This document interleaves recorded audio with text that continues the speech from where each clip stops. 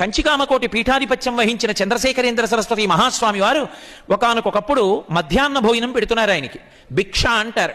ఆ భోజనం పెడుతుంటే ఆయన అన్నం తిని పప్పు బాగుందిరా, దేంతో చేశావు అని అడిగారు వంటవాణ్ణి. తోటకూర పప్పు వేశానండి అన్నాడు. చాలా బాగుందిరా అన్నారు. మరునాడు తోటకూర పప్పు వేశాడు. 3-4 రోజులు తోటకూర పప్పే వేశాడు. ఎక్కడిదిరా తోటకూర అని అడిగారు. పీఠానికి వచ్చిన వాళ్ళకి చెప్పానండి, మీకు తోటకూర ఇష్టమని రోజు మోపులు తోటకూర తెస్తున్నారు, తోటకూరతో పప్పు వేస్తున్నానన్నాడు. ఆ మరునాడు భిక్షా సమయానికి అన్నం పెట్టారు.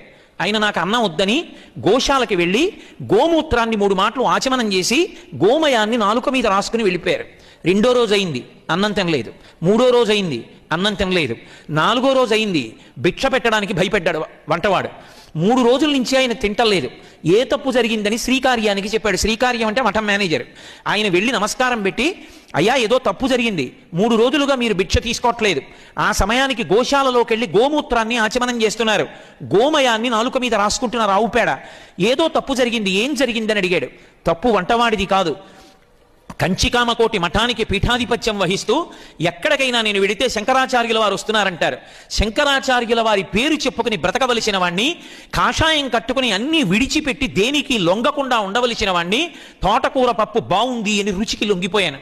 ఆ మాట అన్నాను కాబట్టి వాడు రోజు తోటకూర పప్పు పెడుతున్నాడు.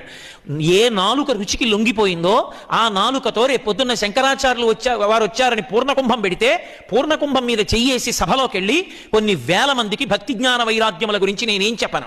కాషాయం కట్టుకుని రుచికి లొంగిపోయాను కనుక ఆ తప్పు జరిగినందుకు ఏ నాలుక రుచికి లొంగిందో ఆ నోటిని గోమూత్రంతో ఆచమనం చేసి గోమయంతో శుద్ధి చేశానన్నారు.